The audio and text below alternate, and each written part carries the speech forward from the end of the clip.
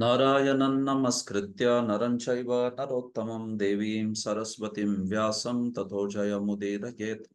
नष्टप्रायेष्व भद्रेषु नित्यं भागवत सेवया भगवत्युत्तमश्लोके भक्तिर्भवति नैष्ठिकी।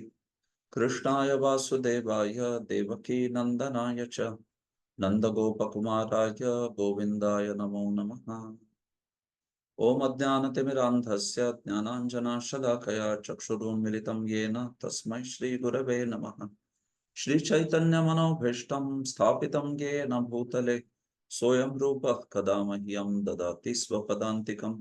वन्देऽहं श्रीगुरोः श्रीयुतपदकमलं श्रीगुरून् वैष्णवांश्च श्रीरूपं साग्रजातां सहगणा रघुनाथान्वितं तं सजीवं साद्वैतं सावधूतं परिजना सहितं कृष्ण चैतन्य देवं श्री राधा कृष्ण पादान् सहगणा ललिता श्री विशाखान्वितांश्च नमो विष्णुपादाय कृष्ण प्रेष्ठाय भूतले श्रीमते भक्ति वेदांत स्वामिन्निति नामिने।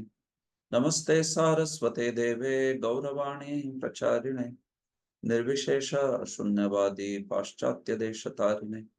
नमो महावदान्याय कृष्ण प्रेम प्रदायते कृष्णाय कृष्ण चैतन्य नाम्ने गौरत्विषे नमः। हे कृष्ण करुणा सिंधो दीनबंधो जगत्पते गोपेश गोपिका कांत राधा कांत नमोस्तुते।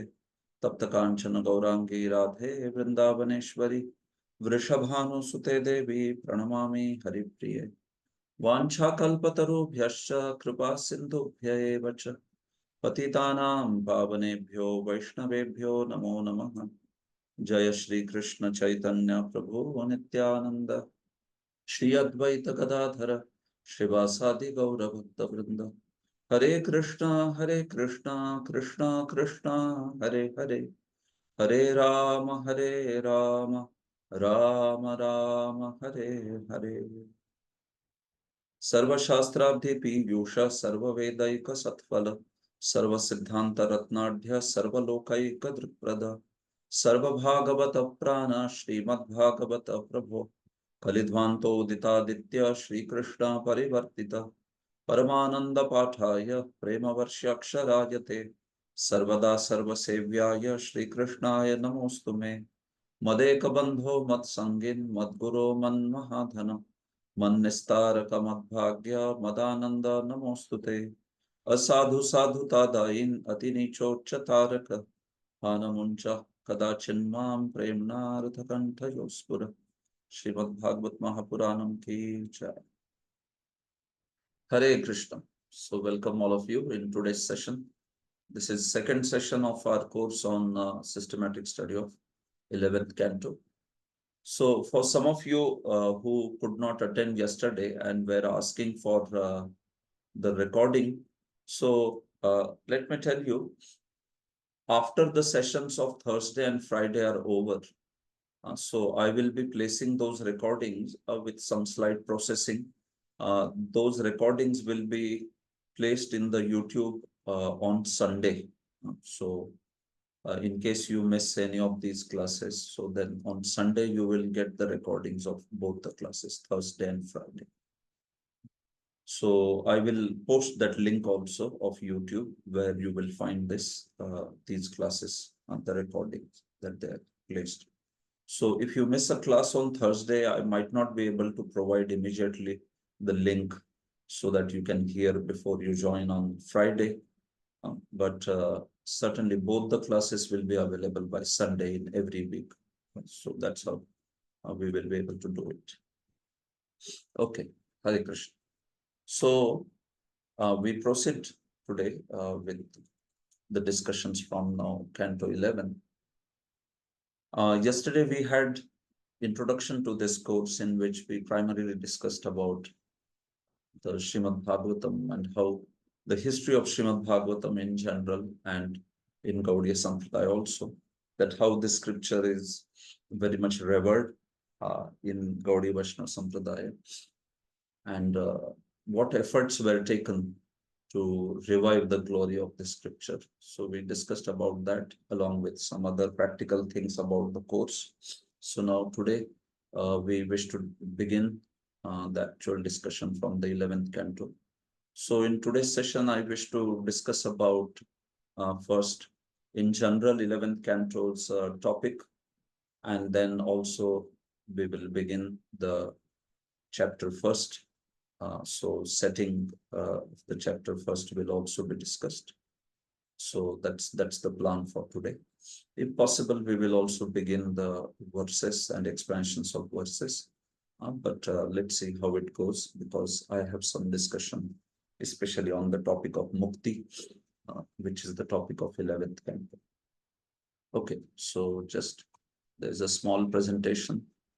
These presentations also that I'm sharing with all of you in these classes, I will also put them on the same Google Drive. So just in case any of you wish to utilize them, you may utilize them. But especially when I'm completing a chapter, I will put the presentation, because as and when we are proceeding with sessions, those presentations will be updated. So I will put those presentations sometime, like with a certain frequency. I won't put presentation after every session, but like 50% of chapter is over, then I will put the entire presentation till that. And then again, when the chapter is over, the rest of it will be placed over that in the Google Drive. Meanwhile, I will encourage everyone to take your own notes also, although the documents I will share, but still you can make your own notes, because apart from the presentation also, there are many points that get discussed during the course of the presentation.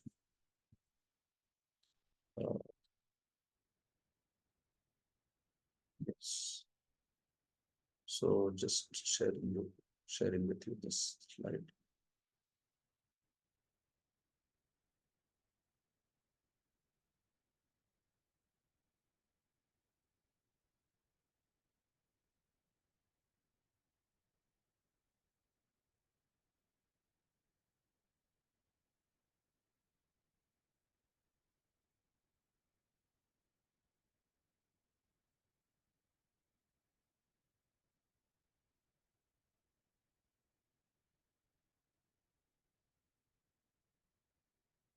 All right, so you can see my screen now.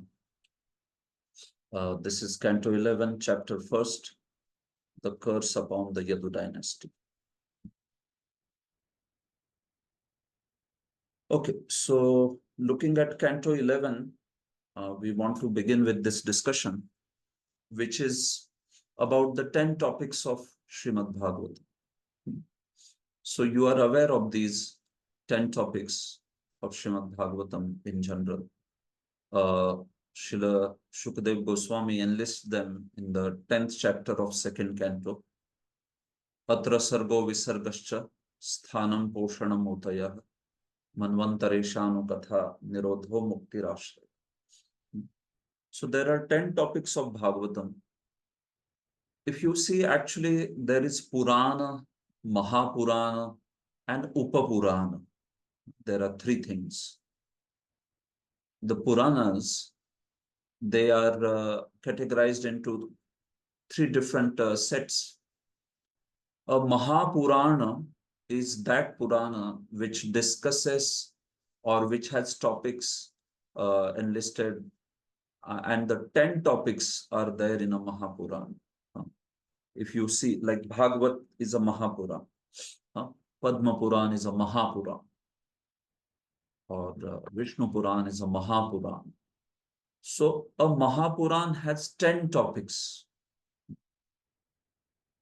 What are those? These are the ones which you can see in the first column: Sarga, Visarga, Sthana, Poshana, Uti, Manvantar, Ishanu, Katha, Nirodho, Mukti, and Ashraya. I have put the Sanskrit terms, and I will just explain in English also what those terms mean. Although I'm sure you have also heard about these terms. So a Mahapurana typically has 10 topics. A Puran has 5 topics. Out of this, Only 5 topics are there typically in a Puran. And an Upapurana has less than 5 topics.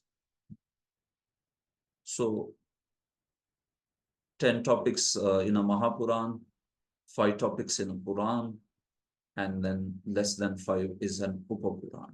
Like Parashara Upapuran, right? It is an Upapuran, or Nrisimha Puran, you must have heard. So that also falls under one of the Upapuranas. The 18 Puranas that we know, the popular list. So most of them are, they are Mahapuranas. So Mahapuranas have 10 topics. So that means that even other Mahapuranas like Padma Puran or Vishnu Puran, they also have 10 topics, just like Bhagavatam. So what is the speciality of Bhagavatam in that case? So the speciality of Bhagavatam is that out of those 10 topics, the 10th topic, Ashraya, that is the most important. That takes the precedence, that takes the chunk of the Purana, which is Bhagavat Purana. The Ashraya, the topic of Ashraya is very extensively glorified in Srimad Bhagavatam. In other places, other Puranas, Ashraya is there. The topic of Ashraya, Samam Bonam, Shri Krishna and his personal pastimes, but they are not as elaborate as Bhagavatam. They are discussed, but it's not very prominent. There may be other topics which are prominent. So that's what distinguishes Bhagavatam from even other Sattvic Puranas for that matter. Sattvic Puranas also. They may not glorify Ashraya in the same way as Srimad Bhagavatam. That is the speciality. So a complete focus on Ashraya Tattva, right? Even in Srimad Bhagavatam, we see there are 335 chapters, out of which 90 chapters are dedicated for Ashraya only. So that's how we see that 10th canto is so special. And Srimad Bhagavatam is special because we can see practically about 30% is being dedicated for glorification of Krishna and his personal pastimes, Ashraya Tattva, this way. But then there are these other topics also in the Mahapuran, Sarga, Visarga. So Sarga is primary creation, Visarga is secondary creation, Sthanam is planetary systems, Poshana is protection that is done by the Lord, Uti, the inclinations, Manvantara, the various range of Manu, Ishanu Katha, the stories of great devotee kings, Nirodha, annihilation, Mukti, liberation, and Ashraya, Samambonam, or Krishna, the source of all the energies. Ashraya, shelter. So this counting of topics is done in 2 places in Bhagavatam. It is also there in 12th canto, where Suta Goswami also enlists Bhagavatam as the one which is with 10 topics. And his names of the 10 topics are slightly different. Like you can say Sarga and Visarga. It's common. But instead of Sthana, Suta Goswami uses the name Vritti, while Shukadev Goswami uses the name Sthana. 2nd canto, Shukadev has spoken that verse. So I am saying that Shukadev uses those terms. And in the 12th canto, Suta Goswami has used those terms. So Sthanam is corresponded with Vritti. It's synonymous. Poshana is Raksha. Poshana is the protection, same meaning as Raksha. Uti is the inclination. Ashubha Uti, Ashubha Yuti, Ashubha Uti, which means auspicious and inauspicious inclinations. So that is one of the topics. Manvantara, uh, Antara or Antarani, Antaram, Antarani. That's the word used by Srila Sutta Goswami. Ishanu Katha, that is the word used by Shukadev, which is Vamsha or Vamshanu Charita. Similarly, in Nirodha is Samstha, Mukti also is Samstha, and Ashray is Apashray in that list of 12th canto. So this is how 10 topics are there. And in this, the 11th canto is discussing primarily Mukti. This is the topic. Now, Nirodha and Mukti, there is a difference actually. Nirodha talks about the annihilation, and there are 4 kinds of annihilation. When we talk about Nirodha, annihilation, so Pralaya, right? So Nitya Pralaya, Naimittik Pralaya, Prakritik Pralaya, and Atyantika Pralaya. So there is annihilation which is Nitya, which is regular, which is constantly happening. Every moment there is destruction of the matter, right? Material body. As soon as it comes into being, then from that time, whether whether material body or universe, it is going towards destruction slowly, slowly, isn't it? Those 6 kinds of transformations. So as soon as something is born, something appears, jayate. So we see that vinashyati, it is going towards vinasha. 6 kinds of transformation: jayate, asti, parinamate, vardhate, kshiyate, and then vinashyati. Prabhupada talks about this also, right? Something comes into being, then it sustains, stays for some time, it grows, parinamate, it produces byproducts, apakshiyate or kshiyate, it dwindles, and finally vinashyati, it gets destroyed. So this is there. So that's why Nitya Pralaya under Nirodha, that category, would mean that there is constant destruction. Then there is Naimittika Pralaya. There is this Pralaya or annihilation that happens at the end of Brahma's life. At the end of Brahma's day. That's Naimittika. At the end of Brahma's day, meaning in Brahma's night, we know that there is destruction of the universe, leaving the upper 4 planetary systems. The rest of the universe is destroyed. All the living beings, they are put into Sushupti, and all the sages and Brahma and everybody is sleeping within the body of Garbhodakshai Vishnu. So that is Naimittika Pralaya. And then there is Prakritik Pralaya, third one, which is the destruction which occurs at the end of Brahma's lifespan. Brahma's 100 years are over. So that's the one.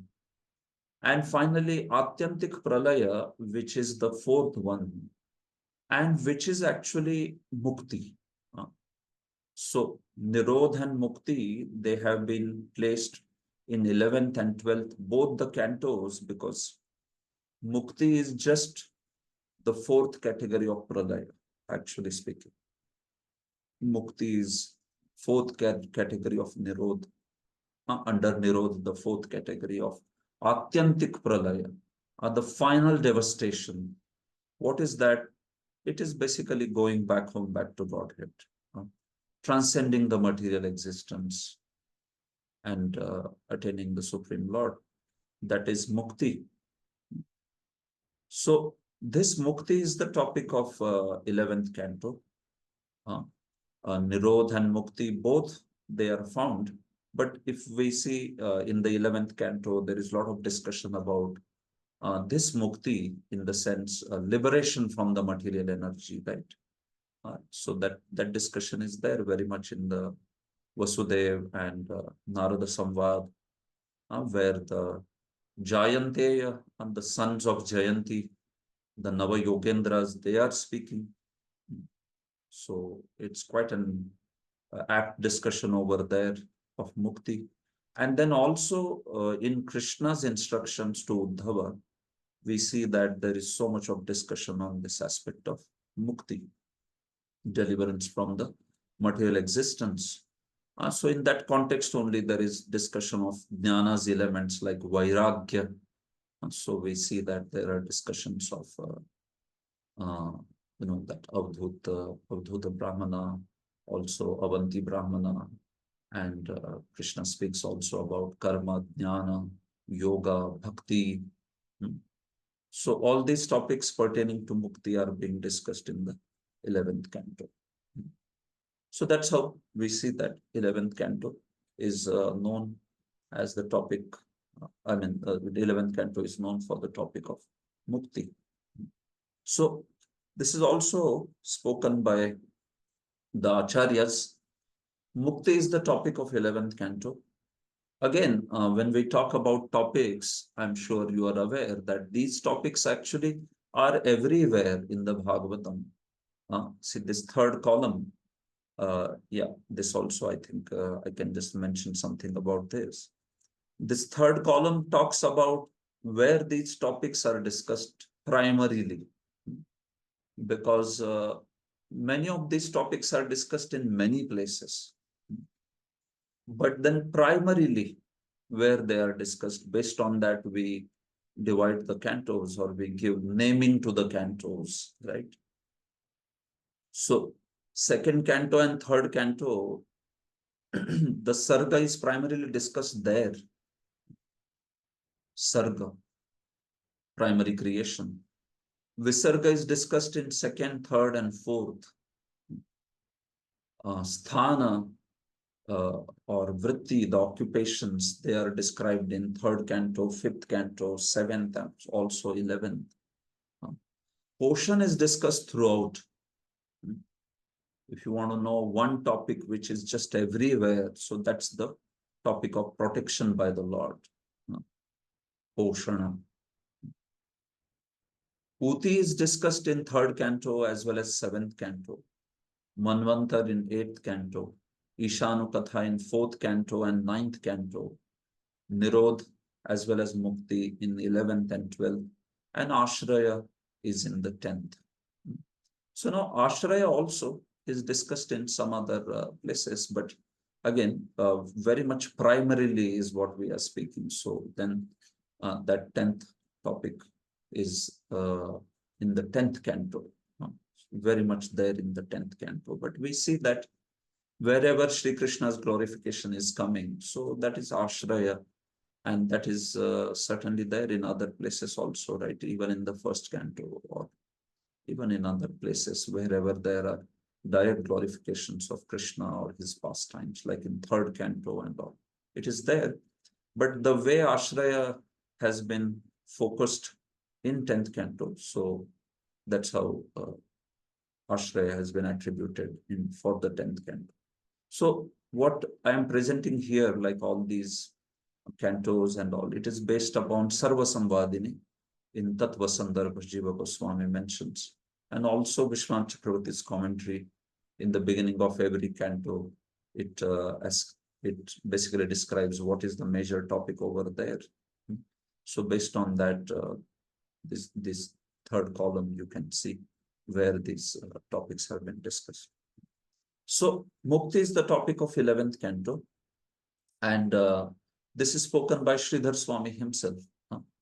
So in our sessions, we will use some abbreviations like SS stands for Sridhar Swami, and JG would stand for Jiva Goswami. VCT would stand for Vishwanath Chakravarti Thakur. So just to save some space that I have put those abbreviations. So you can see Mukti is the topic of 11th canto. Sridhar Swami says here that Uktaika Trimshatadhyayer Muktir Ekadashe ततः जायन्ते इतिहासाद्यैः समास व्यास रूपतः उक्तैक त्रिंशताध्यायैः. सो एक त्रिंशत् अध्यायैः. There are 31 chapters in 11th canto, right? So in 31 chapters of 11th canto, ukta, what is spoken, what is discussed, what is described? Mukti, mukti is described. Ekadashe in the 11th canto. By 31 chapters, what is described is actually mukti, the topic. Sometimes there is some difference of opinion on what topic is described in which canto, like that. So sometimes even amongst acharyas, you may find some differences. So that's why we are saying that we should go with the primary discussion in any canto. What is the primary topic? Otherwise, there will be a lot of debate on 10th canto is Nirodha or 10th canto is Ashraya, and then 11th is Mukti or 11th is Nirodha, 12th is Ashraya or 12th is uh, Mukti or Nirodha. So that's why prominence. There is a nyaya in Sanskrit called as pradhanyena vyapadesha bhavanti. Can say it is like it is like a rule. Pradhanyena vyapadesha bhavanti. You name something by pradhanya. You name something by what is majority of it consisting of. Like simple example, if Varanasi, now this place Banaras, it is full of panditas, it is full of scholars. So one may say Varanasi is a city of panditas.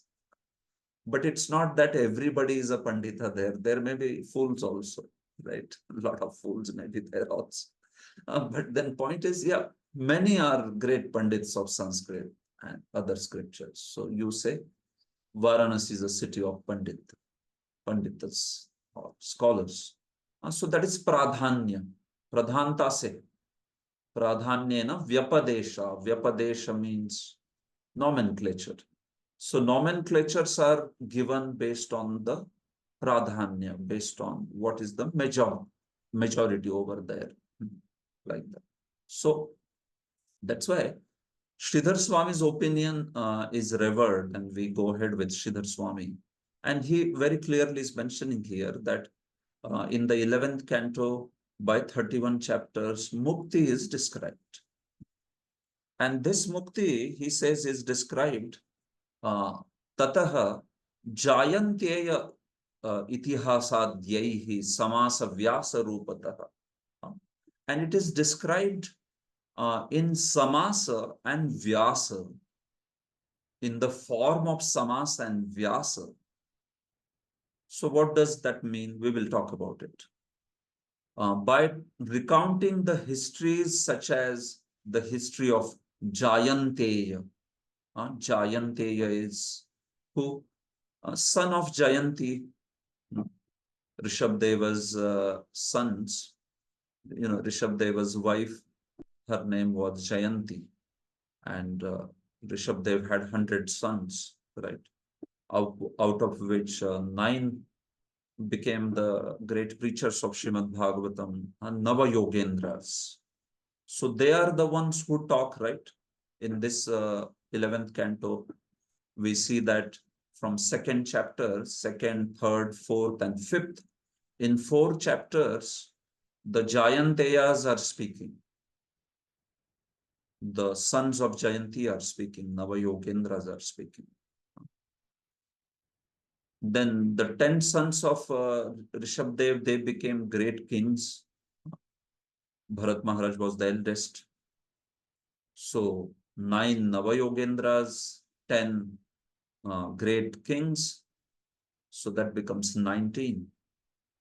And then 81 became Brahmanas. And they were very expert in various rituals of the Vedas.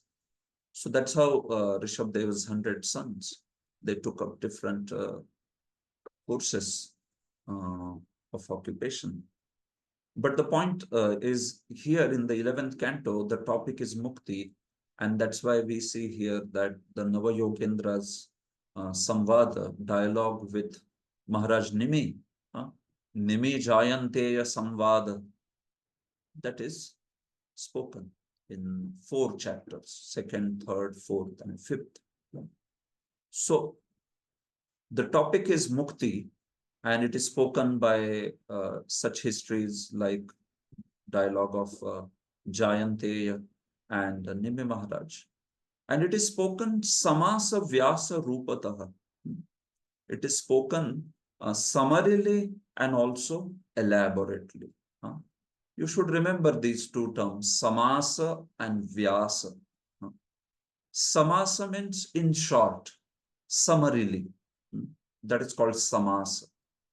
Even in Sanskrit, you must be knowing. You can combine many words and make it into a compounded word. Samasika Shabda, right? Samasa. Instead of saying, Radnyaha Putra, Raja ka Putra, you can just say Rajaputra. So that is a samas, where you have compounded and made it short, like that. A samasa. While Vyasa is expansion, it is elaboration. Vyasa means expansion or elaboration. It can take different meaning. It can mean editing also of Vyasa. But in general, it basically means division and also elaboration. Vyasa. So he is saying, Sridhar Swami, that the Mukti topic is talked about in summary fashion as well as in elaborate fashion.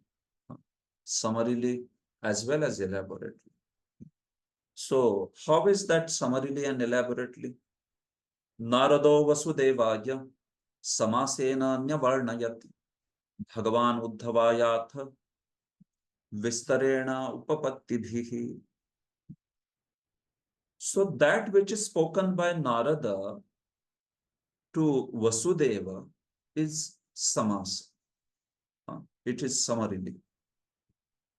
Narada and Vasudeva's samvad is there in chapter 2 to 5, and that is Samasena Nyavarnayat. It is spoken summarily. The topic of Mukti is spoken summarily over there. So where is the elaboration done then? Where is the Vyasa? So that is between the dialogue or conversation of Lord Krishna with Uddhava. Bhagavan and Uddhava Samvada. There is this Uddhava Gita. You must have heard about Uddhava Gita. So Uddhava Gita from chapter 7 to chapter 29. That is the Uddhava Gita in 11th canto. From chapter 7 to 29. Yeah. So those are 23 chapters. 23 chapters is Uddhava Gita. And in that Uddhava Gita, it is mentioned, it is a very thorough discussion on the topic of Mukti. Vistarena Upapattibhi. It is elaborated, expanded further by Lord Krishna to Uddhava. So that's how samasa, summary or in short, is in the conversation of Narada to Vasudeva, while Vyasa or elaboration or in detail is Krishna to Uddhava. So we know that this 11th canto is full of very amazing philosophical topics actually. There is wonderful discussion in Vasudeva and Narada Samvada, where we talk about energies of the Lord. We talk about various functions of Maya Shakti. We talk about even very wonderful discussion about Yugavataras, right?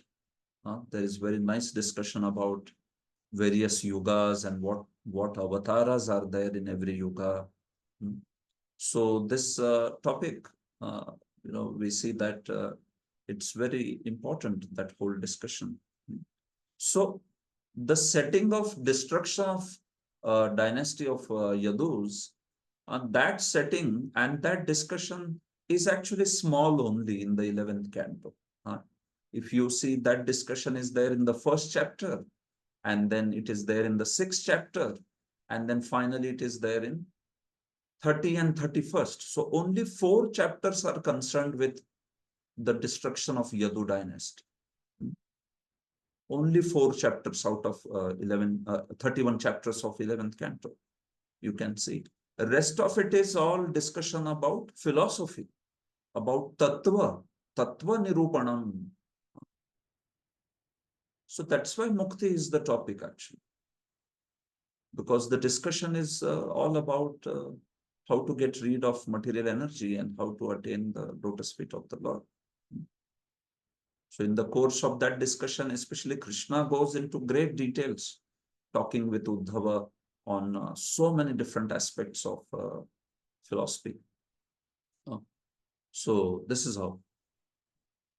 So these descriptions in 11th canto, Sridhar Swami mentions that they have also purpose. He says, Bhaktanam Atma Tattvopadesha Purvakam. The teachings in the 11th canto, they are for the purpose of teaching Atma Tattva to the devotees.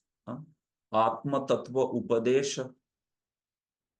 These various topics or chapters in 11th canto, they are for the purpose of teaching Atma Tattva to the devotees, to the mumukshus, those who are desirous of mukti, desirous of mukti, such people. And for Vaishnavas, mukti means basically vimukti, vishesha mukti, right? Mukti hitva anyata rupam swarupena vyavasthitihi. So being situated in one's own constitutional position of service to the Lord, giving up all other designations, anyatha rupam. So that is mukti for a Vaishnava, vimukti, vishesha mukti.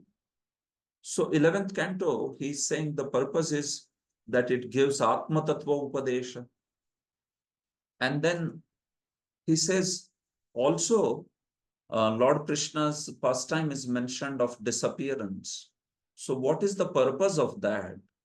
So he says, Kridartham Bhutale Avataritanam Chadhikarinam Suramshanam Maushala Tattat Adhikar Pada Prapana Purvakam. See, the story in the 11th canto, it is also arranged for the purpose of returning of portions of devatas that had appeared with the Lord in the family of the Yadus, right? Some devatas, they had appeared when Lord Krishna wanted to perform pastimes in Yadu Vamsha. So some devatas also had appeared in the portions, devatamshas in the Yadus. So now Lord, when he wanted to finish his pastimes, he also wanted to send those devatas back to their abodes, back to the heavenly planets. So that's why he arranged that sending all those devatas, or rather amshas of devatas, portions of those devatas, like Kamadeva was there.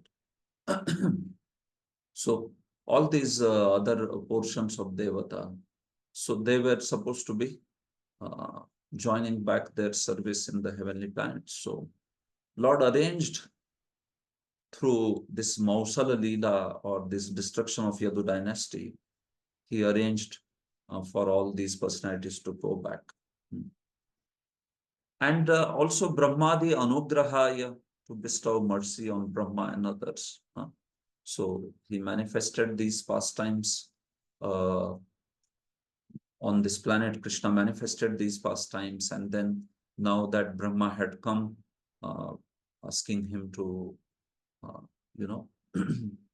bless them and expressing his gratitude that Lord had accomplished all the purposes. So Lord Krishna now was also ready to leave this planet and thus allow all those demigod portions to join their services and thus bless the whole universe by this whole pastime of his. So he is showing grace on Brahma and others also. Of course, now when we go verse by verse, now there will be a lot of discussion that why did Lord perform such a pastime of destruction of the Yadus, right? Sometimes devotees, they feel like this pastime is so bewildering. The destruction of Yadus, Maushala Leela, Mausala Leela or Maushala Leela, both the words are there. Mushala or Musala was that iron club or iron ball, iron lump that came out of Samba's. Samba had hidden some cloth below his belly and approached the sages, and then we know that the sages cursed that there will be iron lump, so that was known as Musala, and this whole lila of disappearance is centered around that Musala. So it's known as Mausala Lila or Maushala Lila also. So why Lord arranged such an intriguing, so to say, controversial or little bewildering way in which he made all the Yadus disappear? So sometimes devotees also have this question, why can't he do things normally, quote unquote? Why doesn't he do things normally? But the point is that we have to know that there is great purpose of Lord Krishna arranging in the way he has arranged the whole destruction of Yadus. It's a very wonderful discussion. It will come in the first 6 verses. But Sridhar Swami is giving some general lesson also in terms of why Lord performed these pastimes.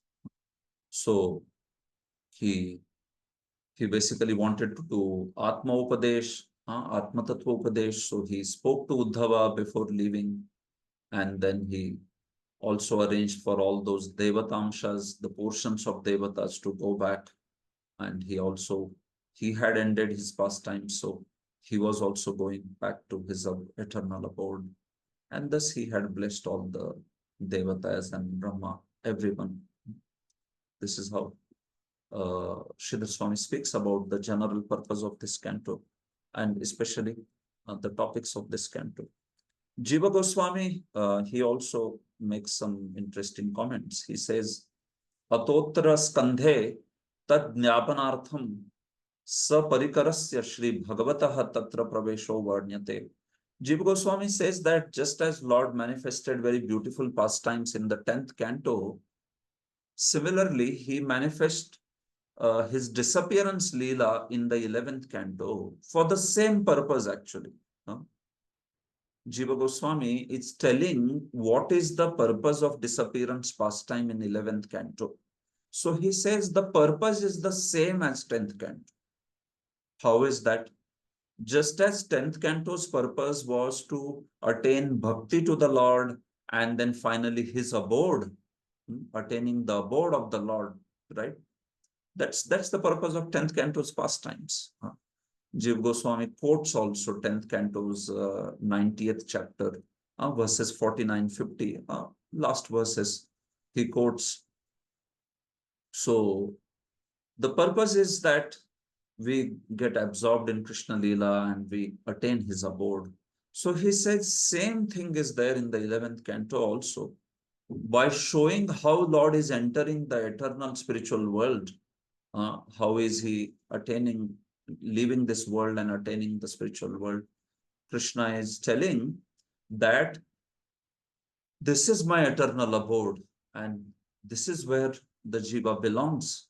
So there is this upadesha or inspiration for all the jivas to attain the same abode.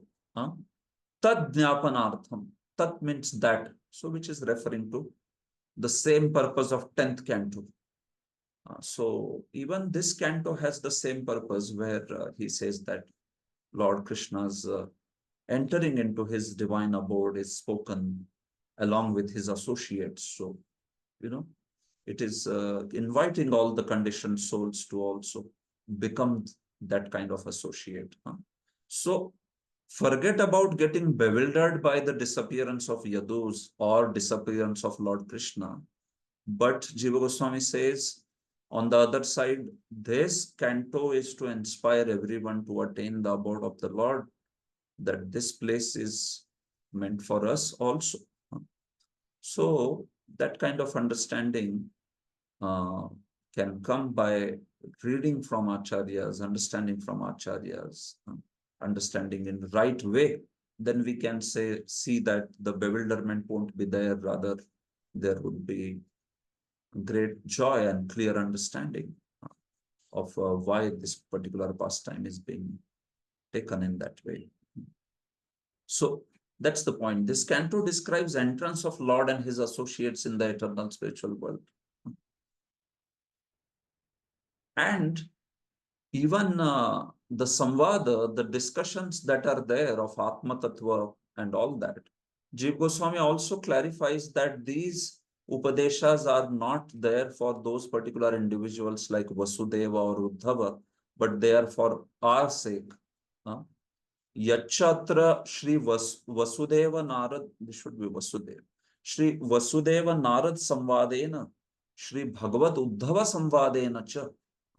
If you see discussions such as Vasudeva and Narada's discussion or Uddhava's and Shri Krishna's discussion, so there is Tattvam Nirupa Ishyate, there is some discussion, Nirupan of Tattva, right? There is analysis, ascertainment of Tattva there. But that is also for the purpose of whom? Bahirmukhanam Anyavesh Tyajanena Tal Leela Praveshanat. So even that discussion is for the purpose of, again, inspiring those who have turned away from Krishna, so that those they can turn towards Krishna and enter into his Leelas. So the major discussions of this 11th canto are Vasudev Narada Samvad in 4 chapters, and then Krishna and Uddhavad Samvad in 23 chapters. And this discussion is also for what purpose? It is not to enlighten Vasudeva or Uddhava. They are already enlightened.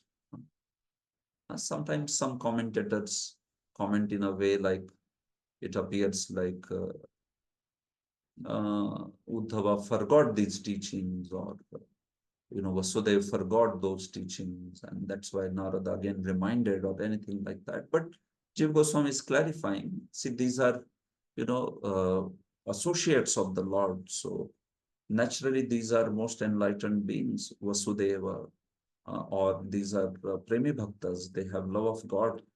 So these discussions are obviously not for them, but they are for others, those who have turned away from the Lord, so that they can give up absorption in material sense objects and can enter into Lord's Leela. So Jiva Goswami's point is this only, that this whole 11th canto's discussion is to educate us in giving up the absorption in material sense objects and inspiring us to attain entry into Lord's Leela. That's the purpose actually.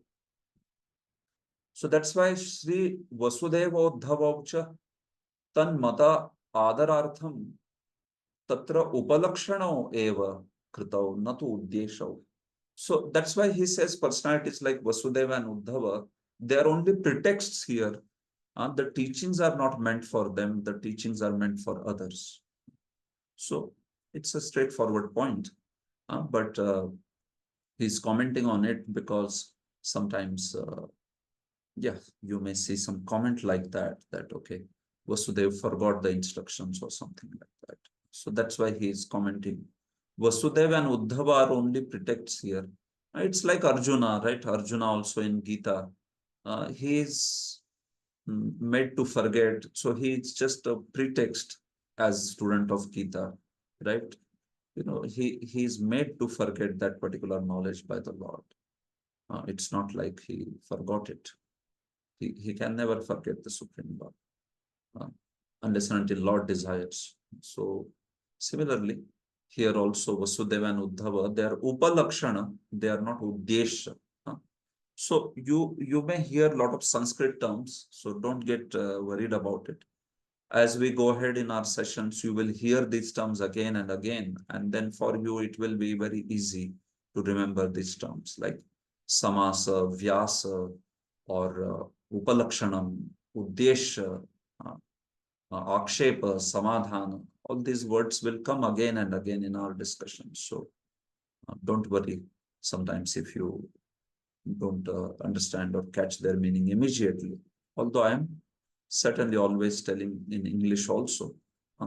So Vasudeva and Uddhava, they are Upalakshana, which means basically the teaching is meant, through them it is meant for others. They are not the Uddesha. So these terms also come many places in commentary. Who is Uddesha and who is Upalakshana? When something is being spoken, who is Uddesha? Who is the desired audience? And who is Upalakshanam? Who is just acting like like a pretext? Right? Prabhupada would give example of that mother-in-law speaking to her daughter to teach daughter-in-law, right? So, Prabhupada would tell how when daughter-in-law comes newly wed, she is coming to in-laws' places. So then in that place, she may not know all the things, right? Which thing to keep where and what are the rules of the house. So if she commits some mistake, the mother-in-law, she corrects the daughter. Although daughter-in-law is committing mistake, but daughter is corrected. Although daughter is not making any mistake, but still she is spoken to. Why? Because mother-in-law, she can't talk to the daughter-in-law, immediately start correcting. Probably, I don't know whether this is true in today's age and time, but yeah, at least in Vedic times. So, so she is being very sensitive to daughter-in-law, and she is teaching through daughter. So similarly, Vasudeva, Uddhava, or in Bhagavad Gita, Arjuna, these are all personalities who are basically Lord's own associates.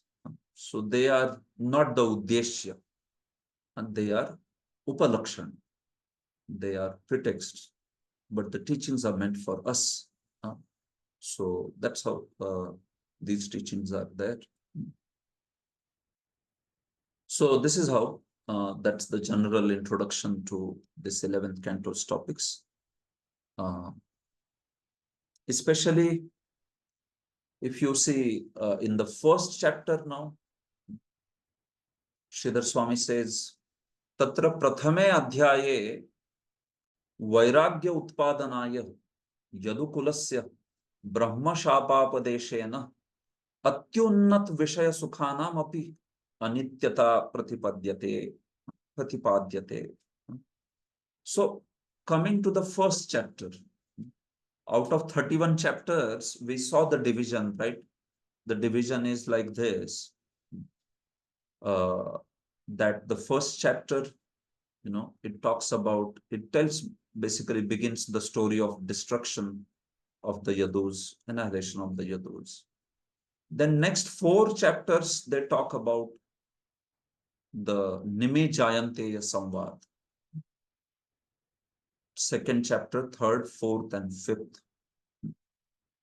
These chapters, they talk about the conversation between Nimi and the sons of Rishabdev. So Narada is speaking to Vasudeva, Narad Muni is speaking to Vasudeva, where he quotes this history. So the conversation is happening between Vasudeva and Narada, where Narad Muni is quoting the history of this Navayogendras. So that is 4 chapters, 2nd, 3rd, 4th, and 5th. And then 6th chapter is just setting for Uddhava Gita. Lord Krishna basically uh, yeah, Uddhava is uh, to be instructed. So that setting is talked about in the 6th chapter. And then from 7th to all the way up to 29 is Uddhava Gita only.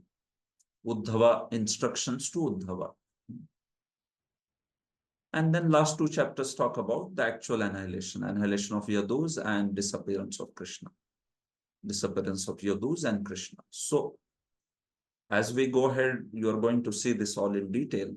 But basically, only 4 chapters are speaking about the annihilation of Yadus and disappearance of Krishna.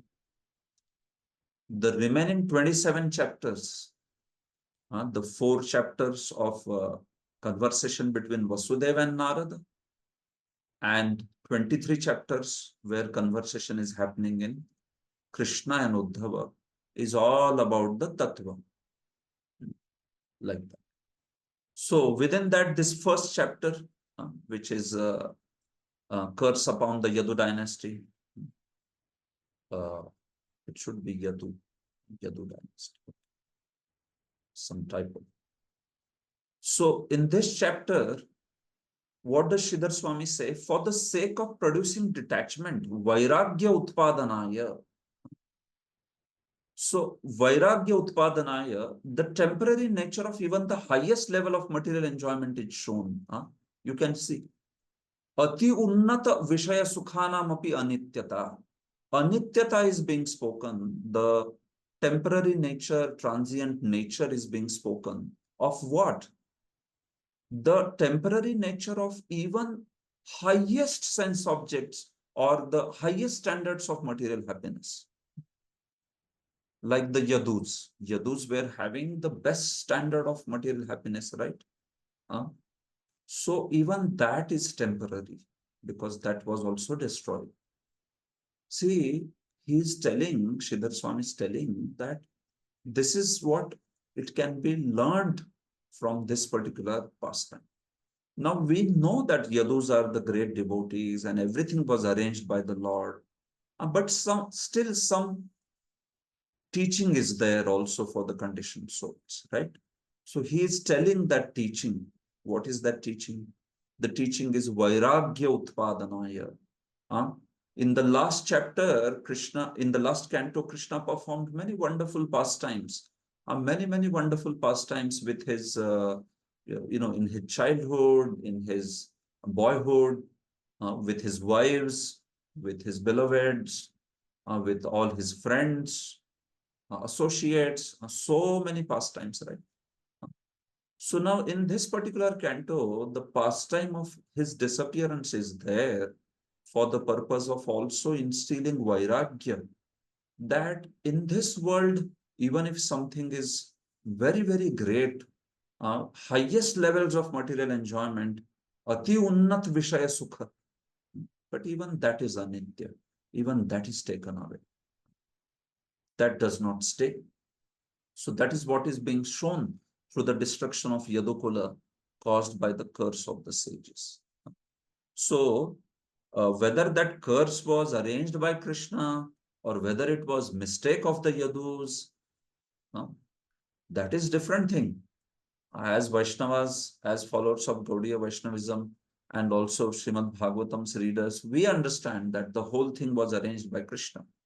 But yes, still there is something to be learned, right?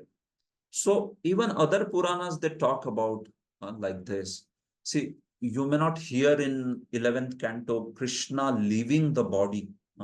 When he left his body, when he left this world, did he leave his body? So Bhagavatam says, no, he did not leave anything. He just went into his self-same body because he has a transcendental body. But if you see scriptures like Mahabharata, or if you see Skanda Purana, they talk about sometimes Lord's body getting old, or sometimes even something like Lord giving up the body. He manifesting like that his body was left when he went away.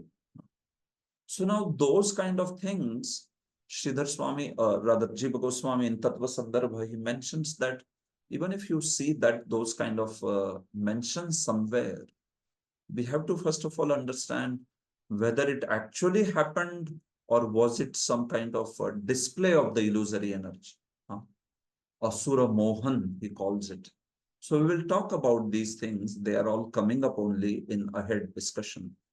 When this whole Yadu's destruction happened, was it a fact, uh, or was it some kind of Indrajal, some kind of show, some kind of depiction that was done, like a magical show, right? Sometimes somebody may put on a magical show, right? Who was that? David Copperfield, right? He made the Statue of Liberty only disappear. This person. He was a big magician, and he made the statue. People saw Statue of Liberty is not there, like that. Even in India, there was one big PC Sarkar. He made Taj Mahal disappear.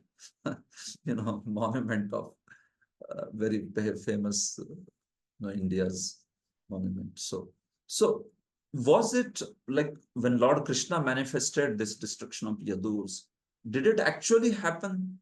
Uh, the killing each other, and then Lord Krishna also himself, killing others and all that, or was it a display of illusory energy? How was that accomplished by the Lord? So that's all coming up. We will talk about it in detail.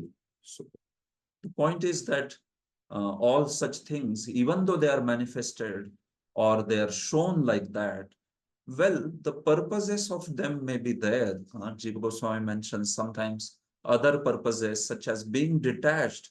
Even hearing Lord Krishna and his dynasty's destruction, one can become detached from the material world. That you see, even with such powerful yadus that happen. So who am I? I am such a small soul. Why should I be attached to my own cocoon of enjoyment? So that's how Vairagya Utpadanaya. So sometimes we may talk about even Krishna's hairs turning gray. So now Krishna's hairs, they don't turn gray. He is Shama Sundar always, but sometimes in some Puranas, some references like that are there. So you have to know that it is a display actually of Lord's material energy, and it is to produce vairagya, to produce detachment, like that. तत्र तु प्रथमेऽध्याये यदुवंशस्य संशयः उपक्षिप्तो विरागाय मौशल व्यपदेशतः. So in the first chapter, out of these 31 chapters, in the first chapter, the destruction of Yaduvamsha has been spoken. It has been placed there for what purpose? Viragaya. It is placed for the purpose of developing virakti, detachment, virag. Mausala Vyapadeshataha. On the pretext of Mausala, in the name of Mausala Leela, actually what is being done is Yadukula's destruction is being shown in order to inspire detachment in people's heart. So these are all Sridhar Swami's words. I have shared with you those files of Sridhar Swami's commentary. So you can find these statements are there. I have taken some excerpts, from those. It's not like I am teaching every line of the commentary, because that will be quite a huge thing. Although we can do that, but the point is we don't have time, that much time we may not be able to give. So I'm taking selective portions, unique opinions of acharyas, and trying to share what they are saying about this. That way. So he says that Krishna's life in the 10th canto is showing the aspect of pravrutti, while Krishna's life in the 11th canto is showing the aspect of nivrutti. Pravrutti and nivrutti, you understand? Engagement of the senses and detachment of the senses from sense objects. Pravruttitaha parananda Krishna kridanu varnita tan nivruttya parananda padarohonu varnyate.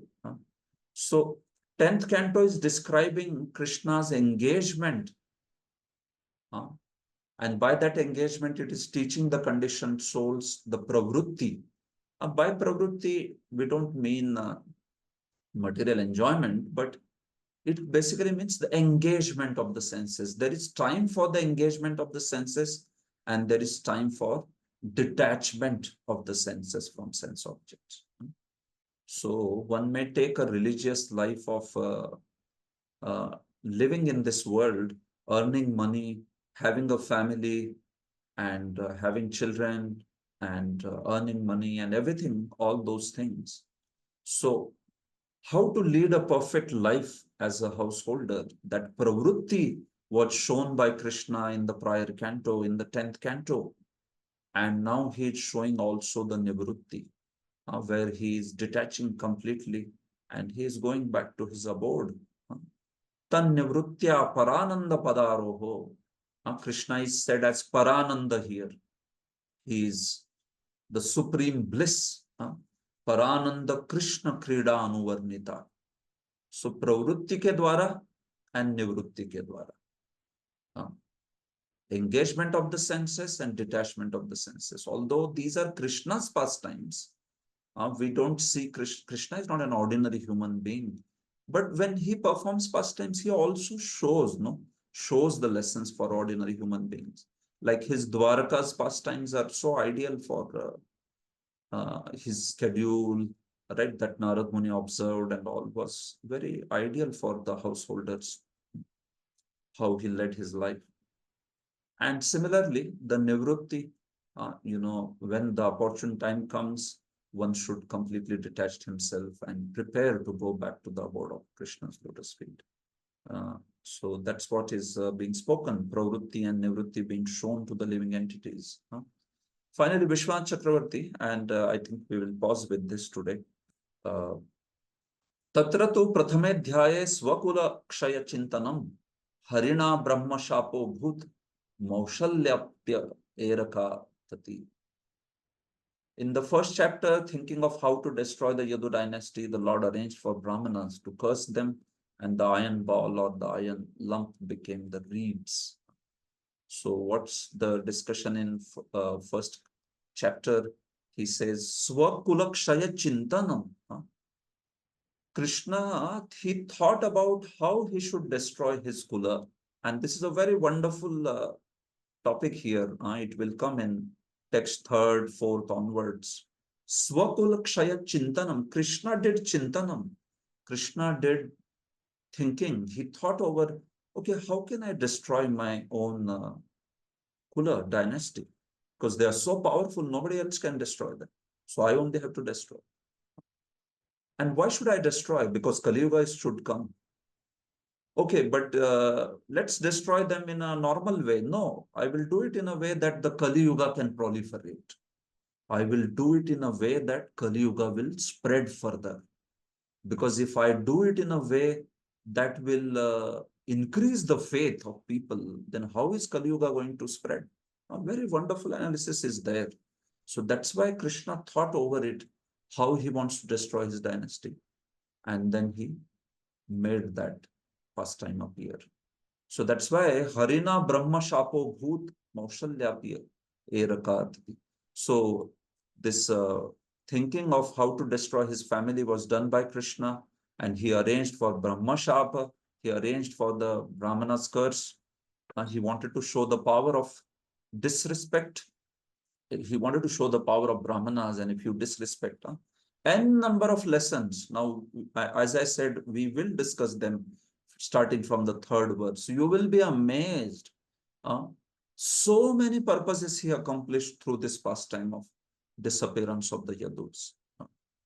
So very wonderful analysis that is done by Acharyas. So that's why Lord arranged the Brahmanas to curse Yadus, and thus even the Maushala became Eraka, even that iron lump, it turned into these Eraka sticks, which were like huge iron sticks with which the Yadus bet each other, like that. So in this chapter, verses 1 and 2, they will mention, it's like a kind of summary of Lord's prior pastimes, mention of previous pastimes in the 10th canto. Verses 3 to 7, Krishna's thoughts about Yadu dynasty, how to destroy Yadu dynasty. On that, Then Parikshit asks question in 8th and 9th verse, and then 10 to 24, Shukdev Goswami tells the story of disappearance of Yadus. So there are 24 verses in this chapter, and this is the distribution of this. Primary thing is Krishna Chintanam, that has a wonderful commentary.